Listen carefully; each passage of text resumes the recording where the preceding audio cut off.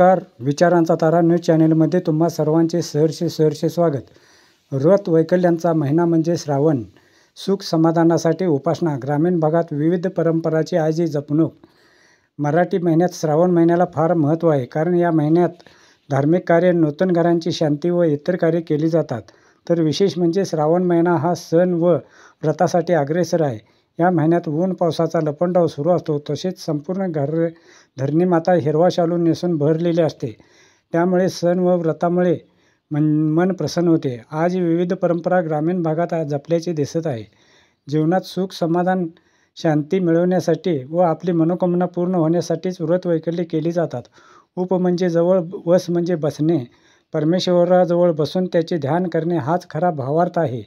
रोज प्रातःकाळी स्नान करून देवास अर्घ्य देणे, पूजा व अभिषेक करणे, ठराविक मंत्राचा जप करणे, मंदिरात जाऊन देवदर्शन घेणे हे रोज जमत नाही, म्हणून श्रावणातील प्रत्येक सोमवार शनिवार दिवशी उपवास करून या उपासना आचरणात आणाव्यात.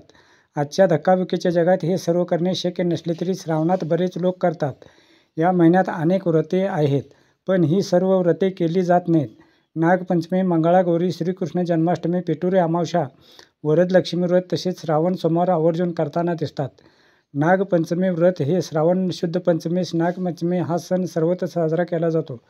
या दिवशी म्हणे श्रीकृष्णाने कालिया नावाच्या नागाचे मर्दन करून त्याला यमुना नदीच्या डोहातून पळवून लावले, म्हणूनच महिला नागपंचमीचे व्रत करतात. या दिवशी महिला भाऊराया आम्हाला आमच्या घरातील सर्वांना सुखासमाधानाने ठेव म्हणून दूध, लाह्या, पुरणपोळीचा नैवेद्य दाखवून पूजा करतात. आज जिवंत नाग सहसा पाहायला मिळत नाहीत, म्हणून चिखलाच्या नागाची पूजा केली जाते. मंगळागौरीमुळे सौभाग्याचे रक्षण. मंगळागौरी व्रत हे श्रावणातील प्रत्येक मंगळवारी नवविवाहित स्त्रियांकडून केले जाते. वटसावित्रीप्रमाणे हे व्रत असून ते केल्यामुळे सौभाग्याचे रक्षण होते व पतीवर आलेले गंडांतर टळते अशी स्त्रियांची भावना असते. म्हणून मंगळागौरीची पूजा व व्रत भक्तिभावाने केले जाते. त्याचबरोबर श्रावण वद्य अष्टमीस भगवान श्रीकृष्णाचा जन्म झाला. त्यांचा जन्म मध्यरात्रीस झाला, म्हणून सर्वत्र त्या दिवशी उपवास करून मध्यरात्रीस श्रीकृष्णाचा जन्मकाळ सोहळा साजरा केला जातो. श्रावण वद्य 1 ते वद्य 8 पर्यंत दीपाराधना, कीर्तन, प्रवचन, भजन असे कार्यक्रम केले जातात. या महिन्यात तरुण वर्ग दहीहंडीचे आयोजनही करतात. श्रावणातील पिठोरी अमावस्या ही शेवटची तिथी मानली जाते.